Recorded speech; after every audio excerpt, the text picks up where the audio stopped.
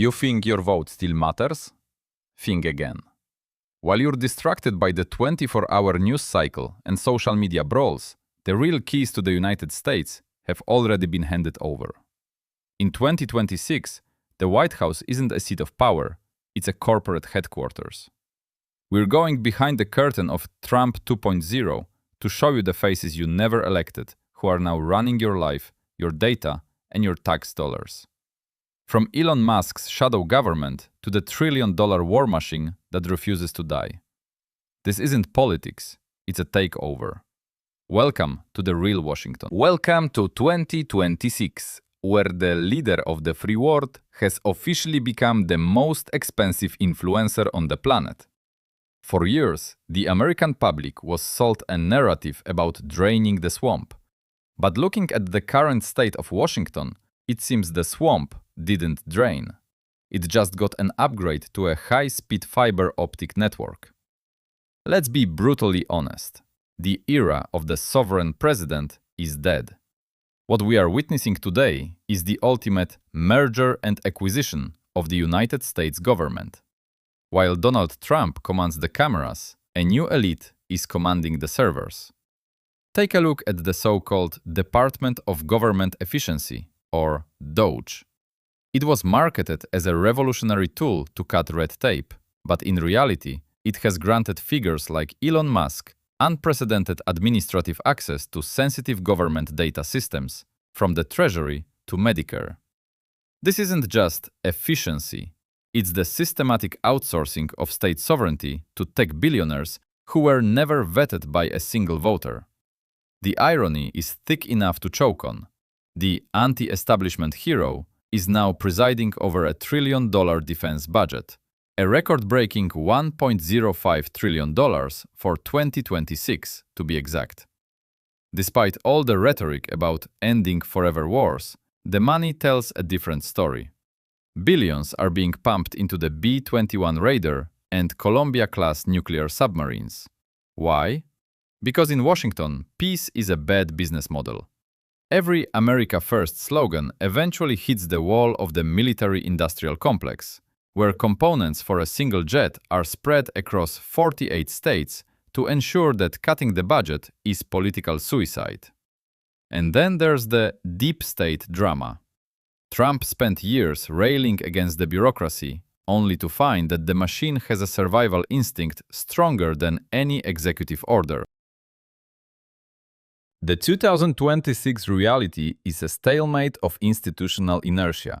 You can sign an order in the Oval Office, but if the Pentagon and the intelligence community decide to slow walk it, that order is nothing but a prop for a Truth Social post. The career bureaucrats in Langley and the halls of the Rayburn building have something the president doesn't: a permanent seat. They've seen presidents come and go. They just wait for the 4-year clock to run out while leaking strategic anonymous reports to the press to keep the commander-in-chief in check. So, who is actually running the show? It's a delicate, toxic dance between the old guard of the defense industry and the new technocracy of Silicon Valley. Figures like Peter Thiel and Mark Andreessen didn't back this administration out of patriotism. They backed it for the regulatory pivot. They want a government that functions like an app, automated, privatized, and shielded from public oversight. In this 2026 landscape, power isn't about who sits in the chair, it's about who writes the code that the chair runs on. Trump isn't leading a revolution.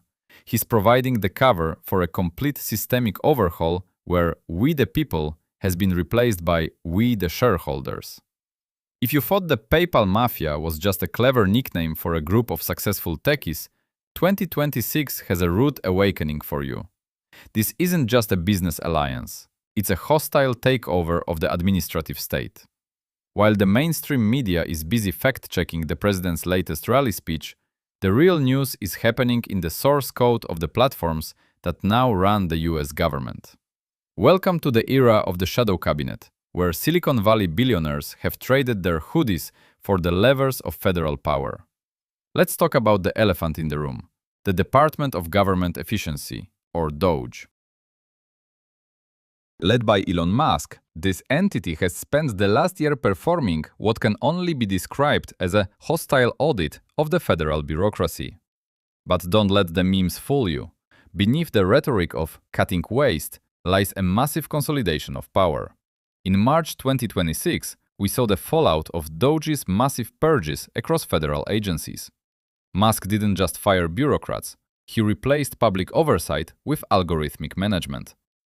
When the government's efficiency is dictated by the CEO of the world's largest satellite and rocket company, the conflict of interest isn't just a red flag, it's the entire fabric of the administration.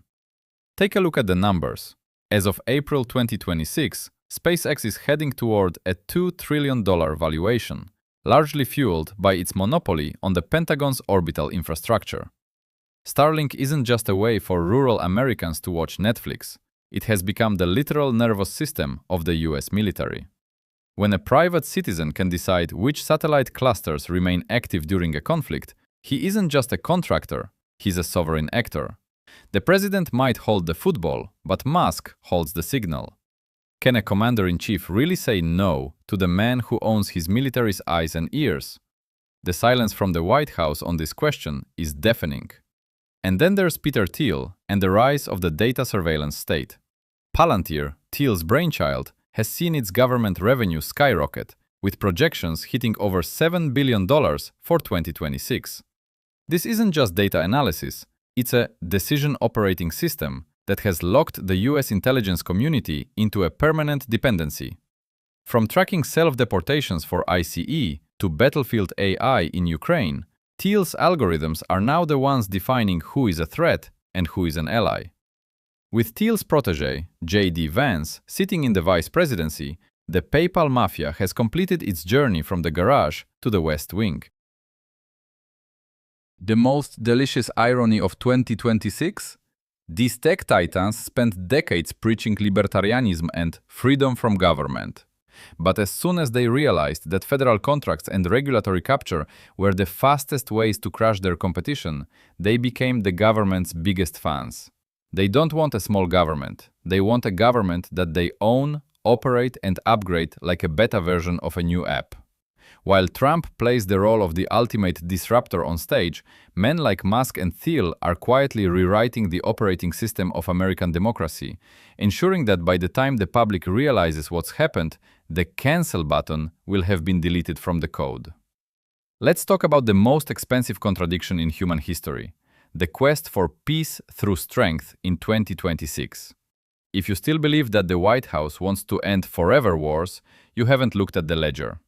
In January, the administration dropped a financial bombshell, requesting a staggering $1.5 trillion defense budget for fiscal year 2027.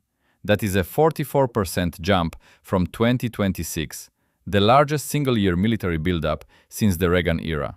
It turns out that America First comes with a price tag that could drown a continent in red ink. Welcome to what critics are calling the Bloody New Deal. While the public is told that these funds are for national defense, the reality is a massive transfer of wealth to a handful of corporate boardrooms. The Big Five, Lockheed Martin, Northrop Grumman, RTX, Boeing, and General Dynamics, aren't just defense contractors anymore. They are the structural pillars of the American economy. With Lockheed's backlog hitting nearly $200 billion and Northrop Grumman accelerating the B-21 Raider stealth bomber program, the message is clear. The machine doesn't want peace, it wants production.